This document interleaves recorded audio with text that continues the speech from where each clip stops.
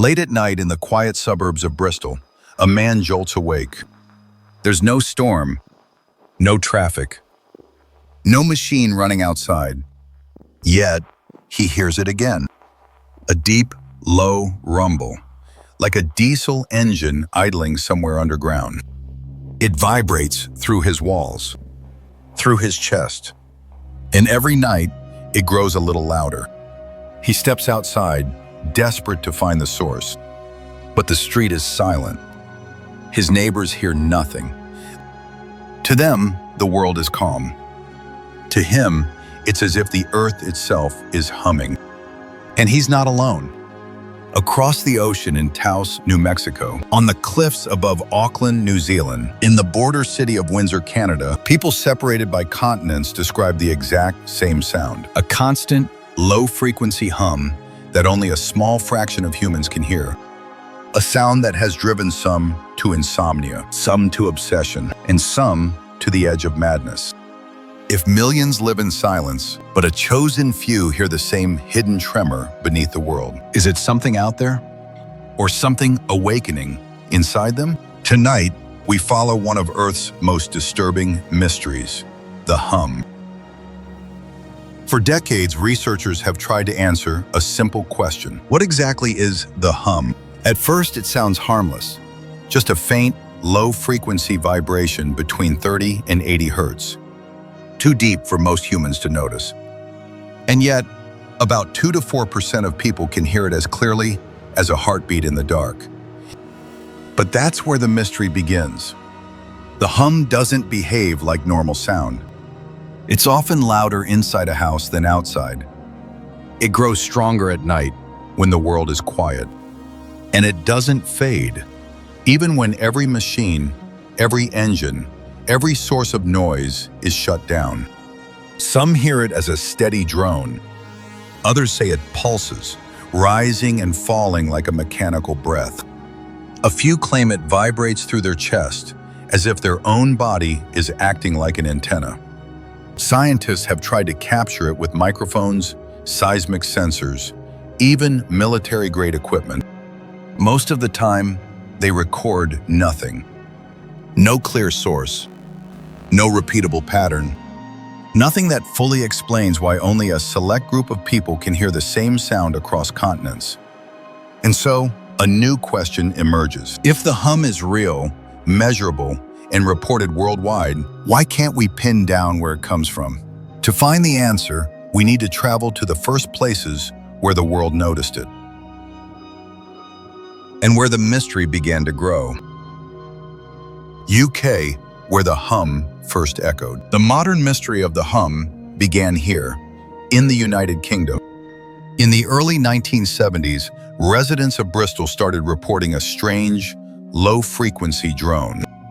It wasn't loud, but it was relentless, a deep vibration that seemed to rise from the ground itself. One woman said it felt like a truck engine, idling inside my walls. Another described waking up each night with her chest buzzing, as if something heavy was pressing down from above or lifting from below. Engineers searched for factories. Investigators checked power lines. City officials walked the streets at night, but the sound never led anywhere.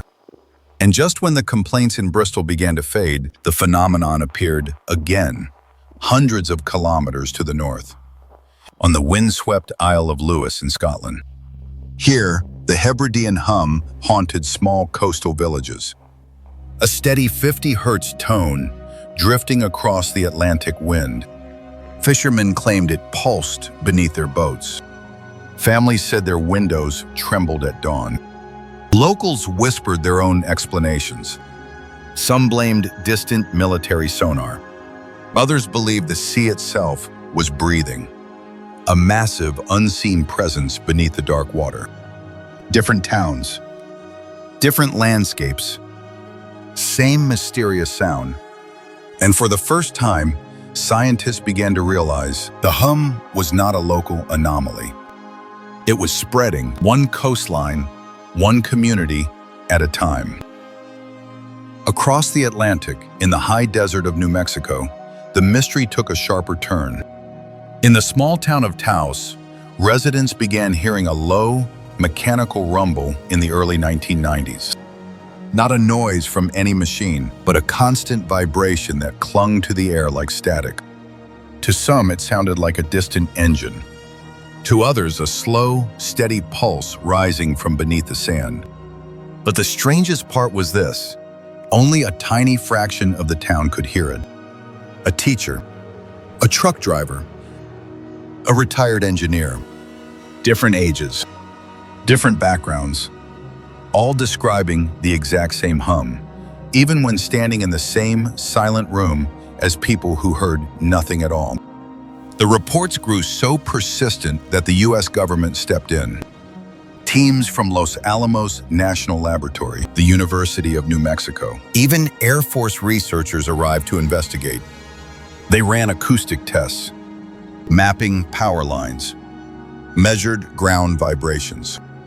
They brought equipment that could detect signals far below human hearing. But every test led to the same conclusion: no single source, no solid explanation, no pattern they could trace. And without answers, rumors rushed to fill the silence. Some locals blamed secret military transmitters hidden in the desert. Others pointed to deep underground projects, tunnels, storage facilities, weapons labs. A few whispered about something older, something geological, as if the earth under Taos was shifting, groaning, trying to speak. Different theories, no proof. Only the hum, echoing night after night, turning Taos into the most famous acoustic mystery in America. And yet, the world was about to learn that Taos was only the beginning. Half a world away from the deserts of New Mexico, another community began to lose sleep. In Auckland, New Zealand, dozens of residents complained about a strange, low-frequency vibration drifting through their homes at night. It wasn't loud, but it was persistent, a pressure in the air that felt more physical than audible. Some people said it pulsed like a heartbeat. Others felt it humming through the floorboards, as if the city itself were breathing beneath them. Scientists from Massey University tried to track it. They mapped the coastline, checked industrial zones, measured wind patterns and ocean noise. But the deeper they looked, the more the sound slipped between explanations. There was no single machine, no factory, no storm, no quirk of geology that matched what residents were hearing. And then we moved to Windsor, Canada, a city where the hum wasn't just heard, it was felt. The noise shook windows, rattled dishes, made pets restless at night. This hum was powerful enough that the Canadian government launched a full investigation.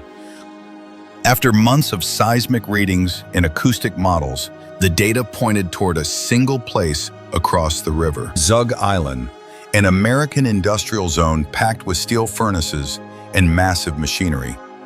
When parts of the facility shut down in 2020, the Windsor hum faded with it. Almost overnight, it was the first solid clue that some hums do come from human activity. But Auckland had no such answer. Bristol had no answer. Taos had no answer.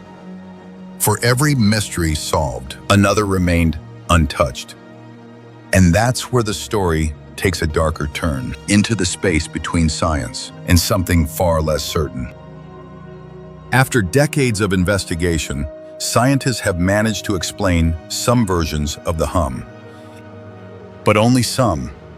In places like Windsor, low-frequency vibrations pointed to massive industrial machines.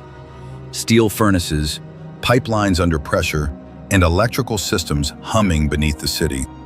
Elsewhere, researchers blamed nature, wind slipping through tight valleys, distant ocean waves creating microseisms, or slow shifts deep within the Earth's crust. Others turned to biology, heightened sensitivity to low-frequency sound, unusual forms of tinnitus, or the human mind amplifying faint noise during stress or sleepless nights. These explanations work until they don't. Because Bristol doesn't fit, Auckland doesn't fit, Taos doesn't fit, and dozens of hum hotspots remain untouched by any scientific model. And in that empty space, new theories began to grow. Some believe the hum comes from ELF and VLF military transmissions, signals powerful enough to reach submarines deep beneath the ocean, invisible waves brushing against the edge of human hearing.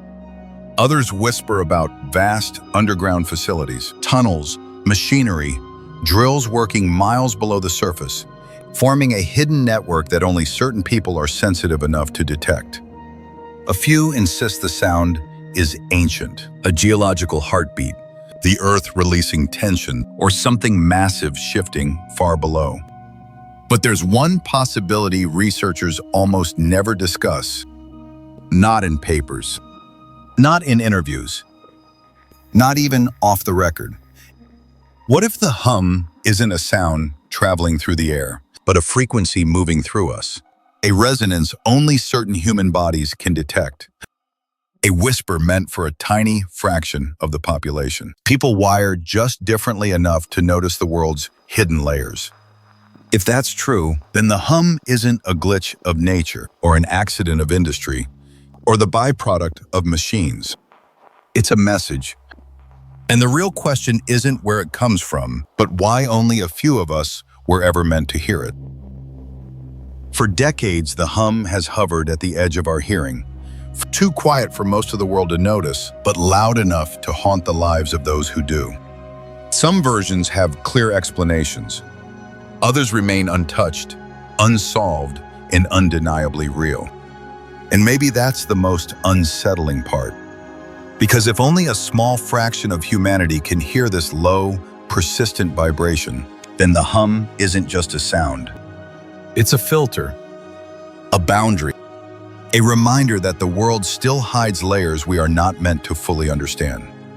Maybe it's natural, maybe industrial, maybe psychological, or maybe something else is sending a signal, and only a few of us have the wiring to receive it. But the hum is not the only mystery that isolates the chosen from the many. There is a place in the far north of America, a region of empty tundra, jagged mountains, and vanishing aircraft, where thousands of people have disappeared without a trace. Pilots, hikers, entire crews, gone, swallowed by a triangle of wilderness that defies logic and stretches far beyond the reach of search teams and satellites. If the hum is the world whispering, then this place is the world taking. In our next journey, we step into Alaska's Triangle, America's most terrifying disappearance zone. Stay curious. Stay aware. And if you want to keep exploring the unseen corners of our planet, I'll meet you in the next chapter.